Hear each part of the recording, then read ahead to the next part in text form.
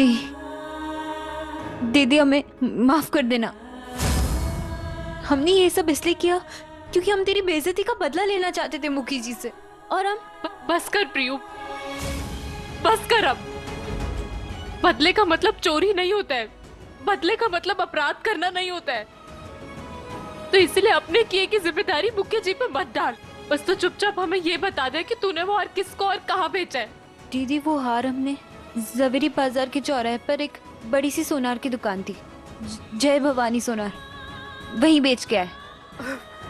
जब तक वो हार नहीं मिल जाता ना प्रियू, तब तक हम चैन से नहीं बैठ पाएंगे। दीदी, वो इसमें 10,000 कम है।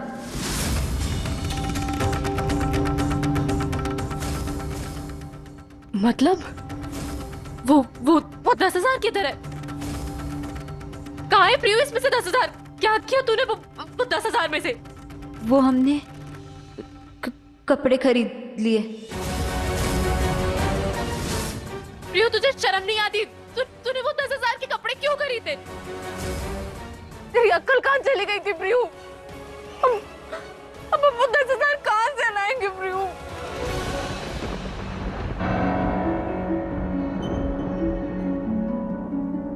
तू एक काम कर, तू हमारे कमरे में जा, जल्दी से जा। वहाँ पे हमारी अलमारी में 10,000 रुपए पड़े होंगे। वो मुखिया जी ने हमें बच्चों को पढ़ाने के बदले दिए थे, वो हमारी तनख्वाह है। तू वो जाकर ले आ। हम वो एक एक करके इकट्ठे कर रहे थे कि हम अपनी मोलकी का मोल चुका कर यहाँ से जाएंगे, पर अभी वो 10,000 इस हार के लिए दे देंगे। जा जा, जल्दी जा प्रियू।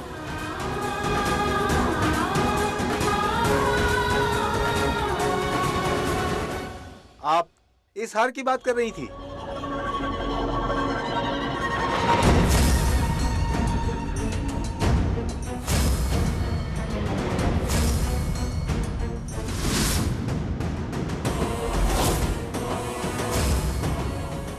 जी, यही वो बेशकीमती हार है जो हमारी नैया पार कराएगा। हमें तो पहले से ही पता था, पूरे गांव में आपके सिवा ऐसा कोई सुनार है ही नहीं जो इसे खरीद सके।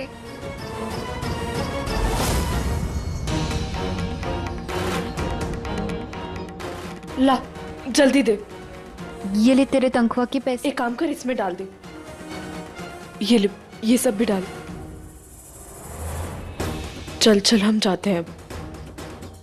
भगवान करे दीदी को वो हार वापस मिल जाए, नहीं तो उन्हें और हमें दोनों को इस घर से वापस जाना पड़ेगा। जी, बहुत ही एंटीक हार है। आजकल ऐसा काम मिलता कहाँ है। बिल्कुल। तो अगर आपको ये हार चाहिए तो दुगने पैसे देने होंगे।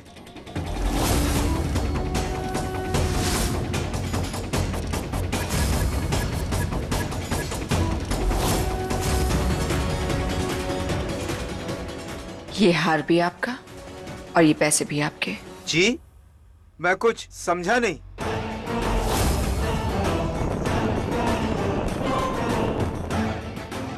समझदार के लिए इशारा काफी होता है सोनार जी।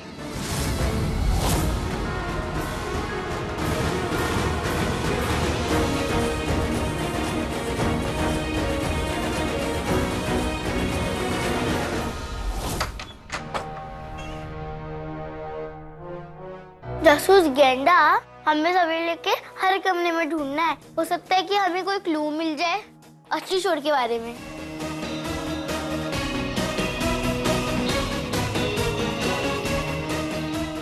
दीदी, यहाँ तो कुछ नहीं है। अच्छा, मानस किसी और कमरे में देखते हैं। ओके। पिघला दो इस हार को, फिर ये सोना आपका, ये पैसे भी आपके। समझो आपका काम हो गया।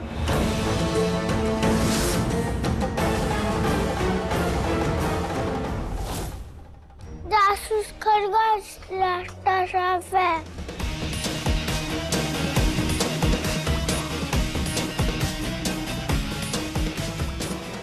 दीदी, यहाँ पे कुछ नहीं है।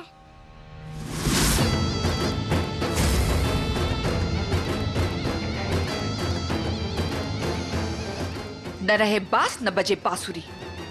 जब ये हार ही नहीं रहेगा तो मुखिया तुम हवेली में कैसे रहोगी?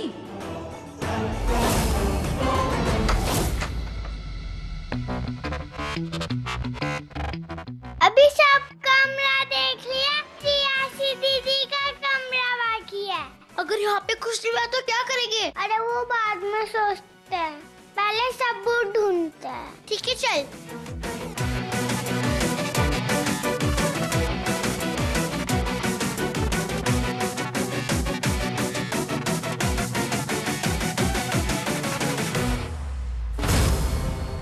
एक है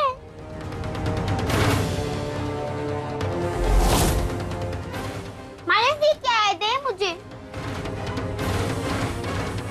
अरे तो आज का बिल है और उस पे आज की डेट लिखी हुई है। 10,000 रुपये। मानस फेंक दे, फिर कोई हमारे काम का नहीं है। चल।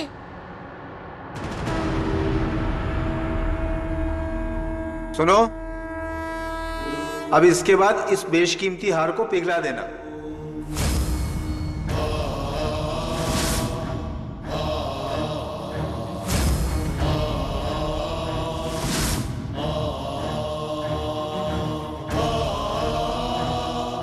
इसी दुकान के बारे में प्रियू ने बताया था हमें।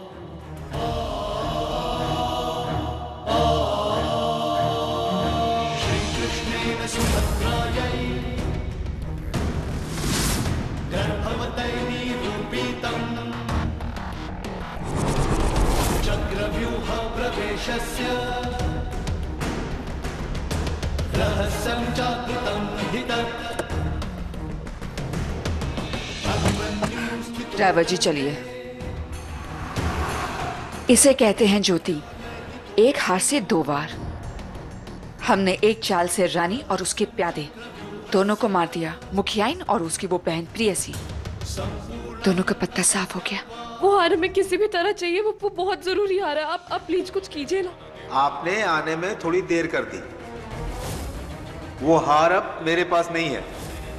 वो हार तो गया वहां जहां से अब वापस नहीं आ सकता।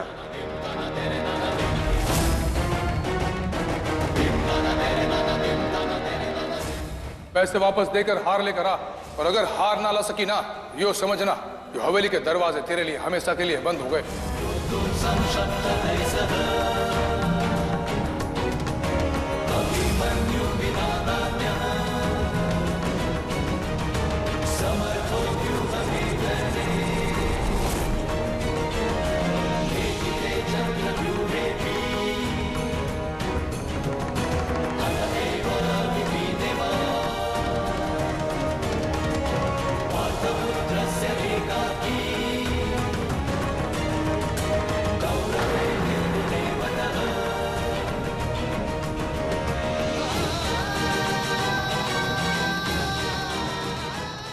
क्या वो बेटा हार मिला? ये तो हार वापस लेकर आइए ना। हाँ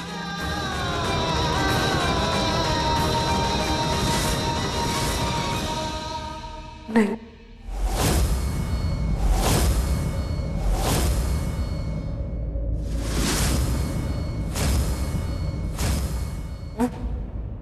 वो हार हमें नहीं मिला।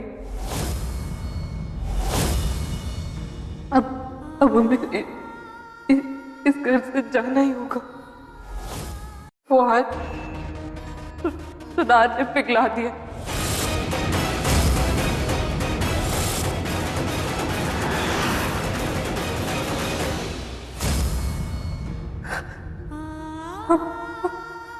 अब वो हार नहीं ला पाए।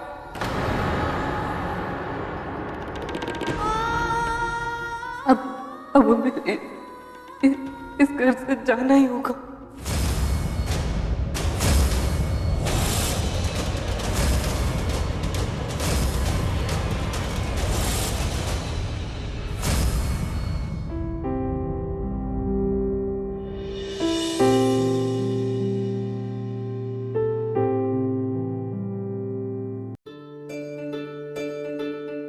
हम लोग आपके बिना कैसे रहेंगे? आपके बिना नहीं रह सकते।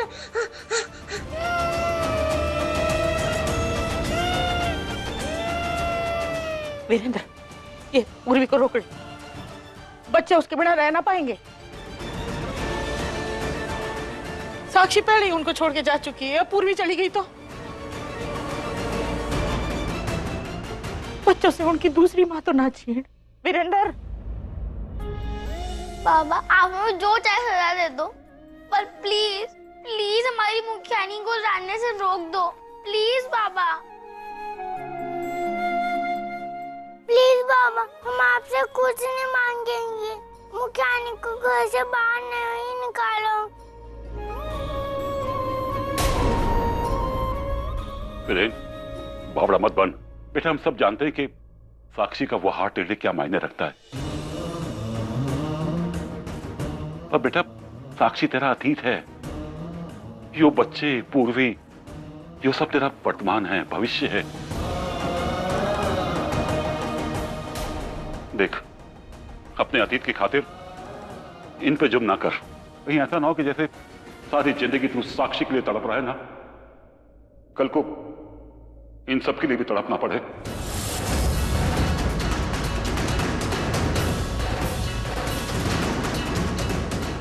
अरे तू इंसान है या पत्थर? इन मासूम बच्चों के आंसू भी तेरे को दिखाई ना दे रहे?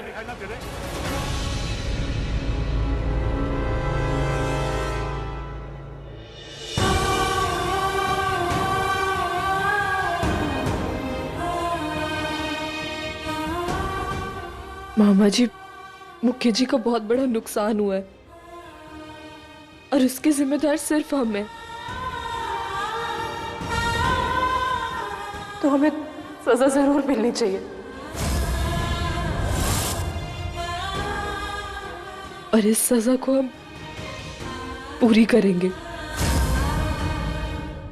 फिर चाहे हमें इस घर से क्यों ना जाना पड़े।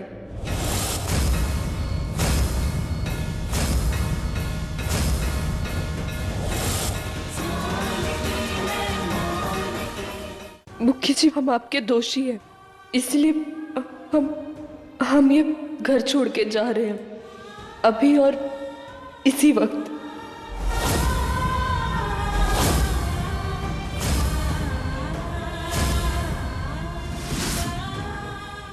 बस हम अपने कान्हा जी ले लेते हैं। प्लीज बाबा, मुखियानी को रोक दो ना।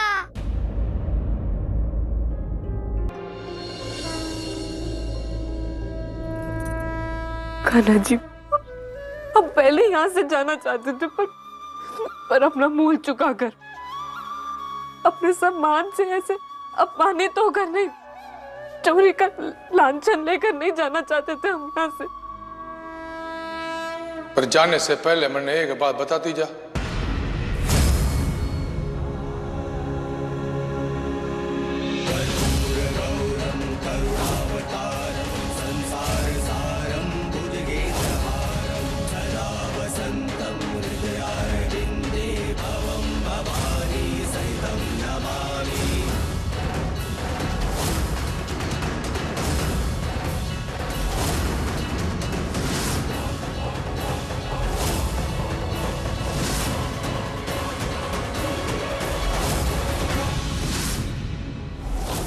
वहां सबके सामने मैंने एक शब्द भी ना बोला, क्योंकि मुझे पता था कि कोई बड़ी वजह रही होगी।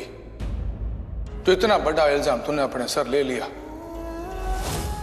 मैंने यो लगा कि तू शायद वो सच और वो वजह सबसे छुपाना चाहती होगी, इसलिए तेरी भावनाओं का मान रखकर मैं चुप रहा। पर अब तन्ने बताना ही पड़ेगा कि सच क्या है। तो बोल रही है कि मैं पता लगाऊं।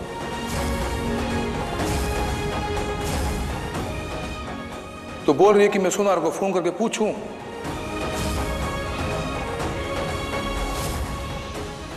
तो आपको सब पता चल गया? पता तो चलना ही था। ये रसीद अपने आप में सब कुछ बता रही है। तेरी बहन के पास 10,000 रुपए कहां से आए? उसने किसी से तो लिए होंगे ना, और किससे लिए यो पता लगाना मेरे लिए बड़ा आसान काम है। हमें माफ कर दीजिए मुखिया जी, वो रेऊ ने जो भी किया वो उसने अपने बचपने की वजह से किया। प्लीज आप उसे माफ कर दीजिए, आइंदा से ऐसा कुछ नहीं करेगी। अगर उसे पता चला कि इस हार वाली बात के बारे में सबको पता है तो वो अपने आप को कभी माफ नहीं कर पाएगी। वो वो किसी को अपनी शक्ल दिखाने लायक नहीं रहेगी। प्लीज आप, मुखी जी, आपकी दी हुई हम हर सजा भुगतने को तैयार है। बस आप उससे कुछ मत कहिएगा प्लीज। हम हाथ जोड़ते हैं आपके आगे। सब तो मन ने पहले ही हो गया था कि तू किसी ना किसी को बचाने के लिए झूठ बोल रही है। अब भरोसा भी हो गया जब बच्चों ने ये रसीद लाकर मैंने दे दी। रसीद देखकर मैं समझ गया था कि क्यों तू इल्जाम अपने सर ले रही है।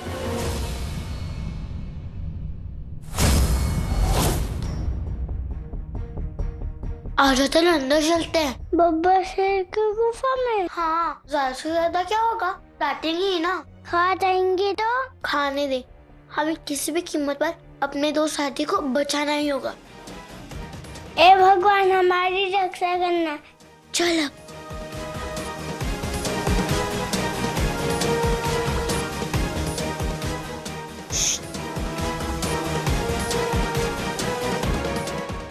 तुम दोनों को क्या चाहिए, क्या कर रहे हो यहाँ पर?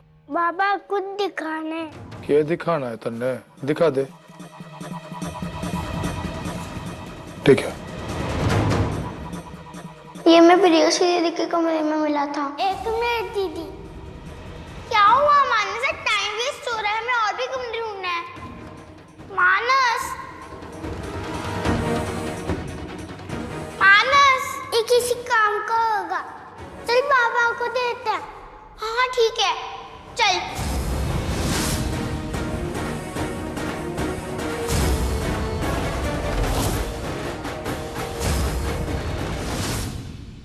कब तक दूसरों की गलतियों की सजा अपने सर पे लेती रहेगी? पहले बच्चे, फिर अंजलि, अब या तेरी बहन। हर कोई अपनी गलती का ठिकरा तेरे सर पे फोड़ के चला जाता है और तू सब सहती रहती है परिवार के प्यार के लिए। अगर आज इस गलतफहमी में तू घर छोड़ के चली जाती ना, तो मैं क्या करता?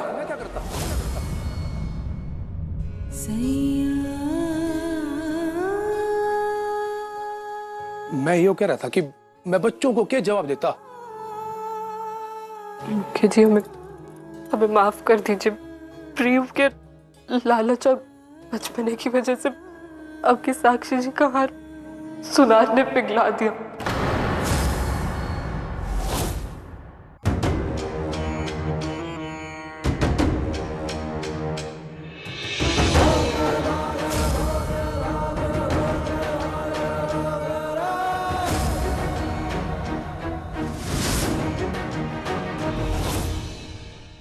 ये रहा वो हार।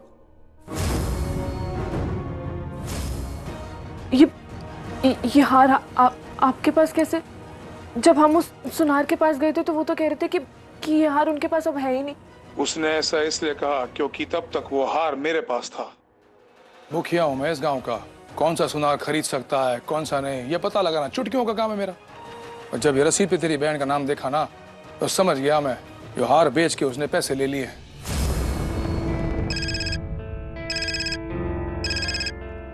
राम राम मुखी जी। आज आपकी दुकान पे कीमती हार बिकने को आया है। जी एक हार आया तो है। वो हमारा खानदानी हार है, वो गलती से आपके पास आ गया है।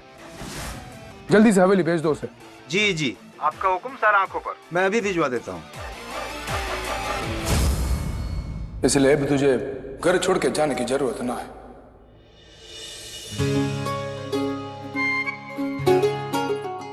और तेरे कहने पे इस बार तेरी बहन को माफ कर रहा हूं, लेकिन दोबारा गलती की तो मैं माफ ना करूंगा।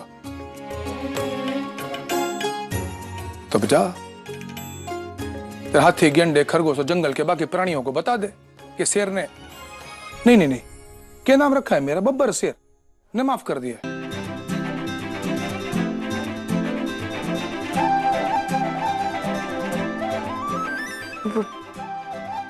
वो हमें लगता है कि अगर हमारी जगह इन सब चीजों के बारे में आप उन्हें बताएंगे तो उन्हें बहुत खुशी होगी। तो चल फिर गेंडे और खरगोश के पास चलते हैं।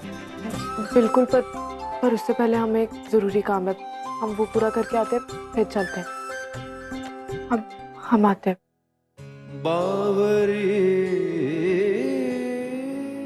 बावरी